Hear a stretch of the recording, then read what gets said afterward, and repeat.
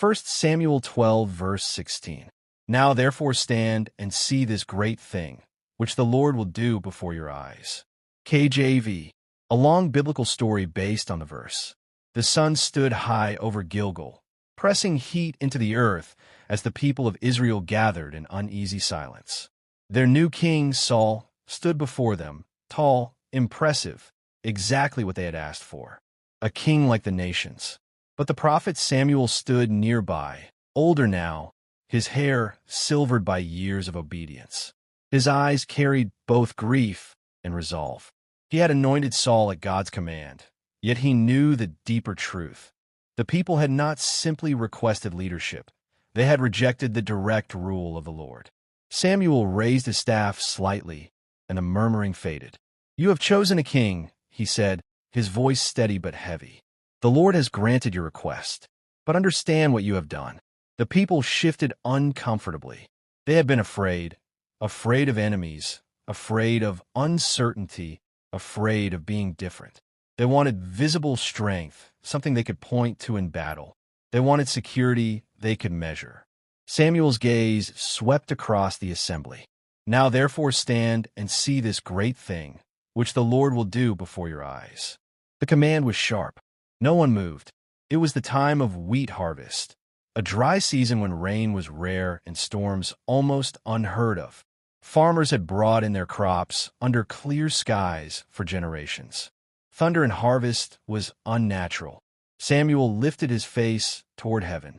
He did not shout. He did not beg. He simply called upon the Lord. At first, nothing happened. The sky remained blue, cloudless, undisturbed. Then, far in the distance, a low rumble rolled across the hills. Heads turned. A second rumble followed, louder this time, vibrating through the ground beneath their sandals. Darkness began to creep across the sky as heavy clouds gathered from nowhere. The wind shifted suddenly, whipping garments and scattering loose straw across the threshing floors.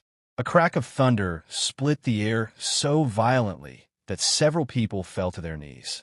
Lightning tore through the sky, illuminating Saul's stunned expression. Rain poured down in torrents, drenching grain that had moments before been safe and dry. The people cried out, not from physical pain, but from realization. This was no ordinary storm.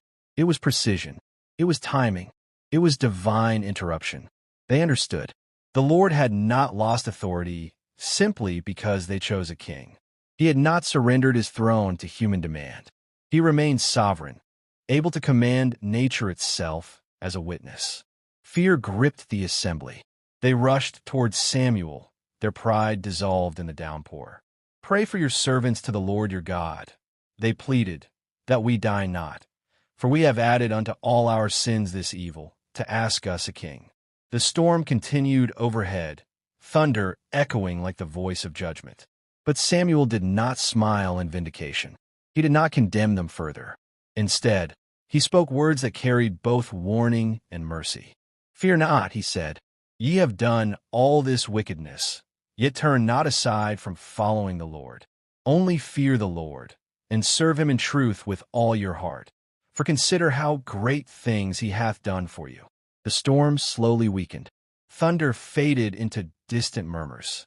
The rain softened, then ceased entirely. Clouds parted. Light returned. The soaked earth steamed beneath the renewed sun, and Israel stood changed. Not because they had a king, but because they had seen unmistakable proof of who truly ruled over them. Saul remained king.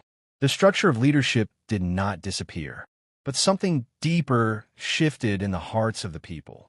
They had witnessed that the throne of heaven was not threatened by earthly decisions.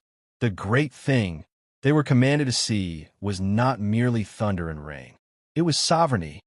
It was mercy intertwined with correction. It was the unmistakable reality that God would not allow his people to forget who he was. And as they left Gilgal that day, the sound of thunder lingered in their memory, not as destruction, but as a reminder. You may choose your direction, but the Lord remains king.